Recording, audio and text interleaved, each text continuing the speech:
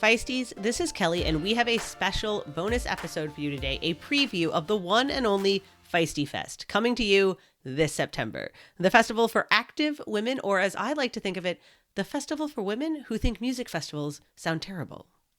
Now today, Feisty Selene Yeager sits down with Kate Veronneau, Zwift's Director of Women's Strategy and a former professional cyclist who will be one of the keynotes at FeistyFest. And they're here to talk all about how Kate went from professional athlete to wanting to create spaces for female professional athletes, and why it's important to have those spaces and events specifically for women. I hope you enjoy, and we'll be back with a regular Feisty Try episode on Friday.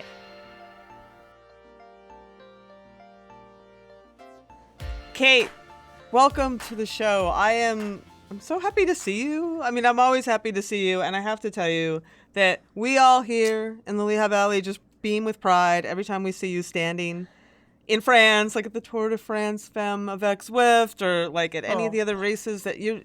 It's so cool to see what you're doing.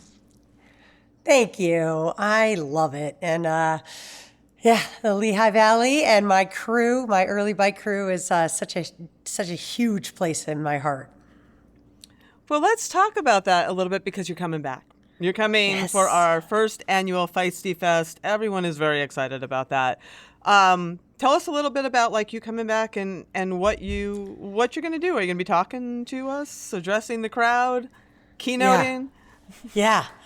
Well, when I was chatting with Catherine at Feisty, and she mentioned this idea about this festival, and then she mentioned that it was going to be in the Lehigh Valley, and I was like, where in the Lehigh Valley? And she said, the Valley Preferred Velodrome, which is where I got my start in this bike world. It was my everything. I literally was, I think it started because I had moved to Pennsylvania. My husband's from Pennsylvania. I had moved there, and I was always looking for fun things to do. And I looked up somehow bike racing on a Friday night came up, and I was like, interesting. It's at like a velodrome, which I didn't even know what that was. I was like, this sounds like a fun kind of, like almost like minor league baseball kind of feel activity. Let's go. And we drove up. We were living outside of Philly at the time. It's about an hour north of Philly. And as we're driving up, it just got prettier and prettier.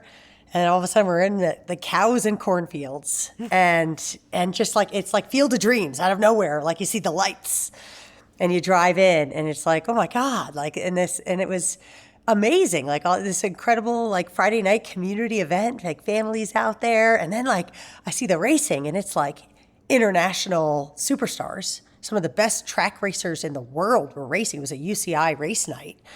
And I was just blown away. And a couple months later, I think I signed up for an entry-level class, nice. The Air Products Try the Track class. And I did that on, and who recommended that was Tom Kellogg, who is a very famous bike builder and painter from the Lehigh Valley. And it was just like, and then we did the track program. I fell in love with it, and I was like really thinking that I wanted to pursue this bike racing thing. I want to see how far I can take this bike racing thing.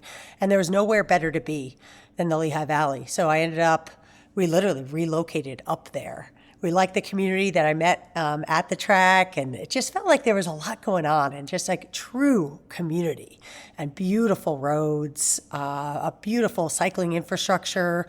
There was regular rides and races and Saturday derbies. I mean, or Sunday derby, actually. Sunday derby. Still going on.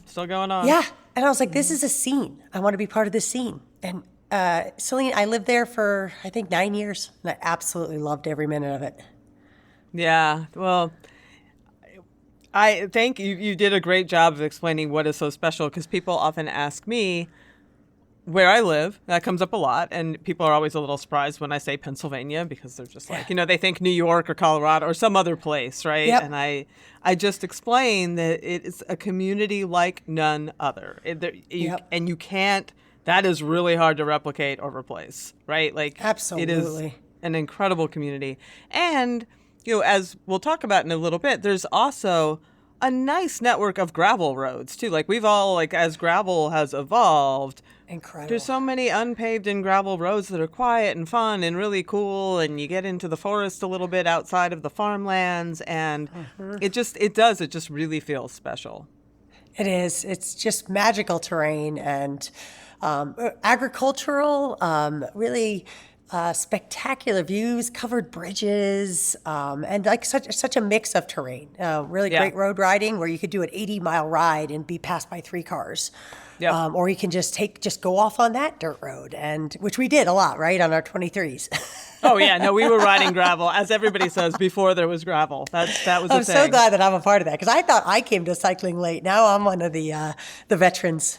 Yeah, no, it's very cool, and we'll also be. I mean, we'll be based out of the velodrome, and there will be all kinds of cool things to do. There will be pickleball because one of our staffers is really into pickleball, and pickleball is really big here now. Like it's taken over. I guess everywhere. It's taken over. I have a racket. Yeah, it's happening. Do you? A paddle racket? Paddle? I got it. I haven't played.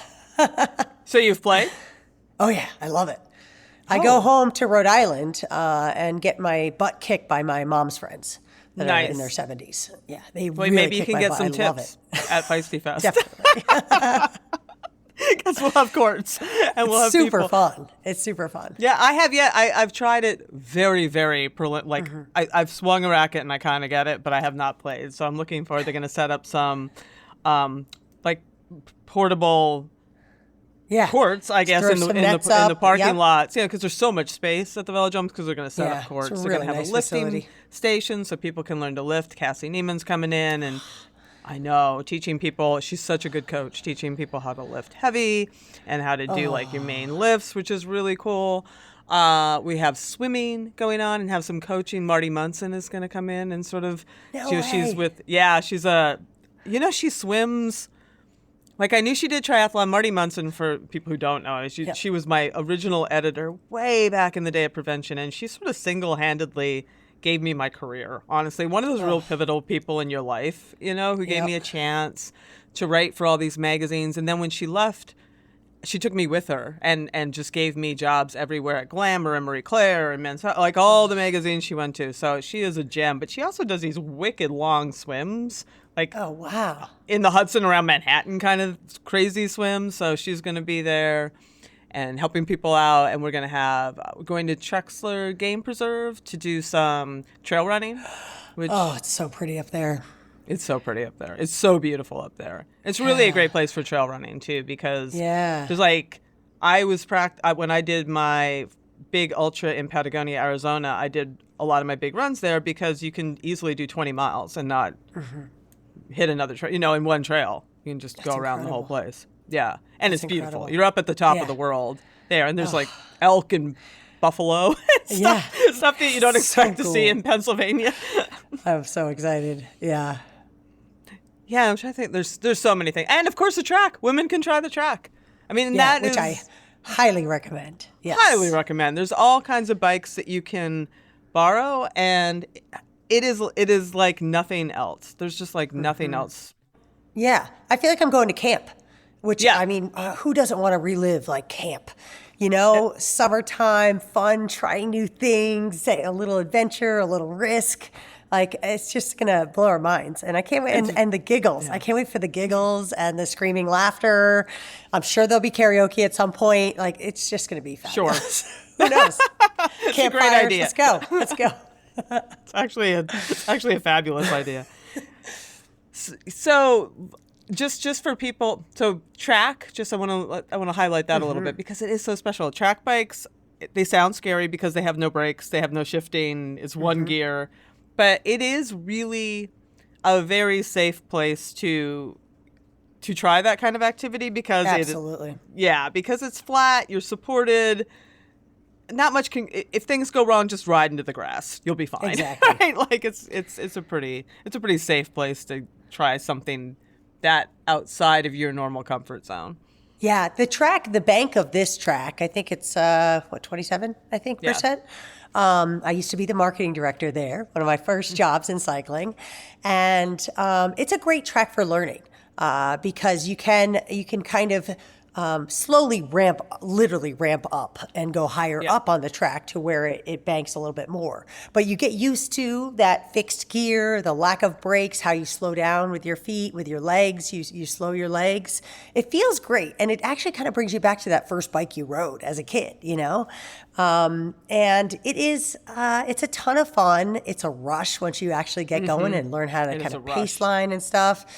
And it's way safer than you think. It's actually, you have so much control, and it's a fabulous way to learn even like more advanced kind of technical skills on a bike. Like, this is how I got to the track, because I had a coach. I wanted to go after road racing, and she was like, "You're hitting the track. You're gonna race the track, because if you can race the track, you can do anything." So really learning how much control you have on a bike, learning about your weight and your force, it actually comes more naturally than you think, and it is a ton of fun. And I've never had anybody try the track and be like, never again. Oh, totally. Never. And it's funny you say that, because one of our staffers was telling me, she does triathlon, and she was saying that her coach had them all do, because she does draft legal triathlon, had them all get on track bikes and really practice that. And it just made them learn. Yeah, so stable and so comfortable in a pack. It teaches you how much actual space you have on the bike next to other riders, in gaps, how close you can get, because it's fixed. It's very predictable in a great way. Yeah. Yeah, it's super, super fun. So yeah. We have so many activities going on, and we have people like I will be talking, of course, about all things midlife, menopause, perimenopause, answering questions. You'll be there talking, giving your keynote, firing people up. And I wonder, I'd love to hear you talk a little bit, because I just came back from Mallorca, Spain, where I was with the cyclist menu, and we had a women's cycling camp and did, the big climbs. We did Puig and all the lighthouse ride. I'm blanking on the name of it. Formentor, I think it was. Formentor. And that's it, Formentor. And when women come together, I learned this over and over every time we do one of these in real life events. Something is so amazing when women come together and do activities and lift each other up, and everybody gets better for it, and everybody goes home elevated all the time. It's amazing. 100%. And you have to see that in what you do. Yes. Yeah, and I actually just had the pleasure of doing an all-women's bike tour this February. And there's a magic that happens when you feel safe, secure, supported. People come out of their shell.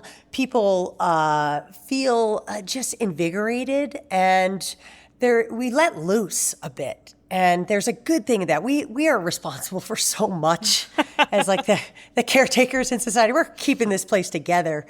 And for us to dedicate time when women take the time to give yourself a gift of that space, those friendships to build, to let down your hair, let the wind flow, and just be. It's like we give each other permission to live our fullest life, and to laugh loudly, to try new things, to get outside of our comfort zones, because you feel that safety, that support, that encouragement. It's like the best kind of peer pressure. I love it. There's not, it brings me right back to playing team sports, playing basketball, and I went to an all-girls school for grammar school. I forgot about that. Yeah. I know. And at the time, I remember thinking like, this feels repressive. But it was the opposite. It was the opposite, because we didn't have the pressure of like this overarching societal pressure. It was sort of like there was nobody saying this is a girl's place.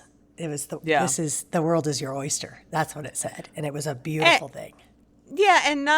And to not have, and it's not like boys are bad, but not have that element of self-consciousness that that can bring, right? Yes. And I think that continues to be true. Yeah. Because even it's really, really interesting. Like, we go to these events, and it's all levels. I will have, even at the cycling events, I'll have somebody who is still like a pro racer and somebody who really just got on a bike.